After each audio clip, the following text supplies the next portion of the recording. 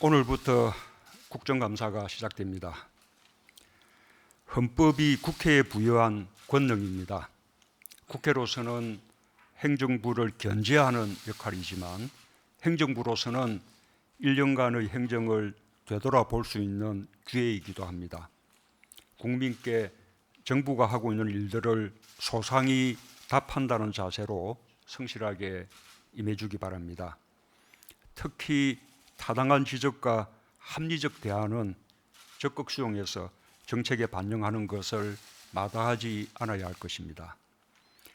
한편으로 잘못된 지적이나 오해에 대해서는 사실관계나 정부 입장을 분명하게 밝혀 국민이 공연한 걱정을 하지 않도록 해주기 바랍니다.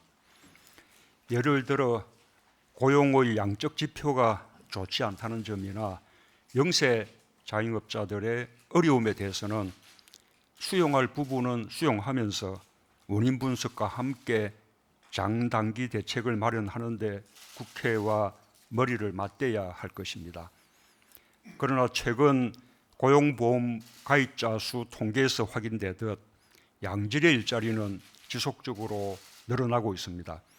이처럼 고용의 질 개선 등 정부 정책의 긍정적 효과에 대해서는 국회와 국민께 적극적으로 설명하고 소통할 필요가 있습니다.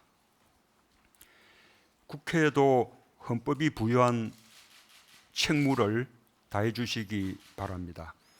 정부를 견제하는 잣대로 스스로를 돌아보며 국회가 해야 할 기본적 책무도 다해야 한다고 생각합니다.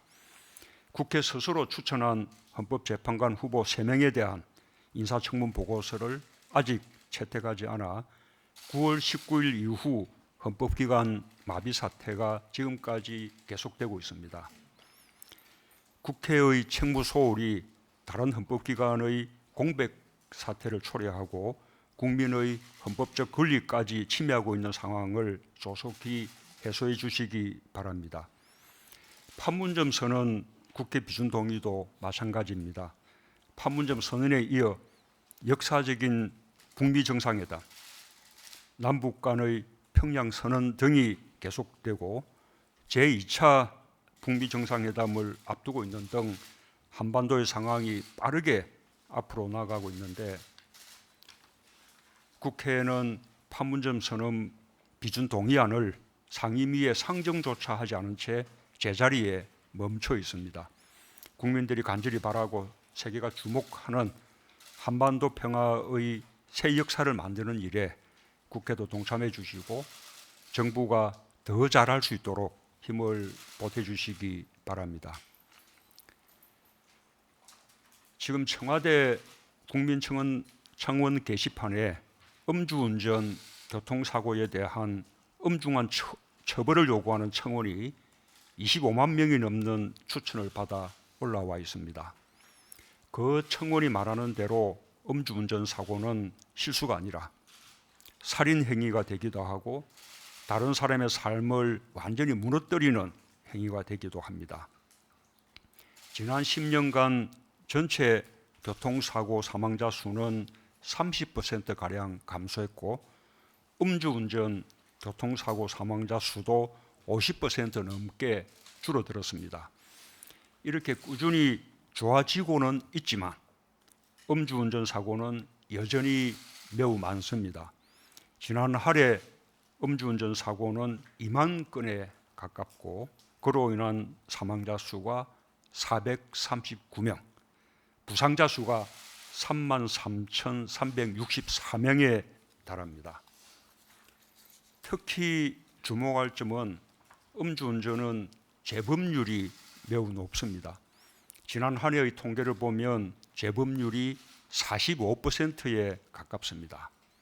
3회 이상의 재범률도 20%에 달합니다. 음주운전에 대한 처벌이 엄중하지 않기 때문이다라고 볼 수 있습니다.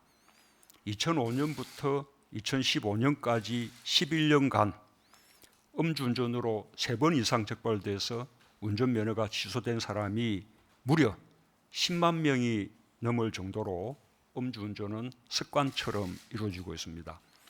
이제는 음주운전을 실수로 인식하는 문화를 끝내야 할 때입니다.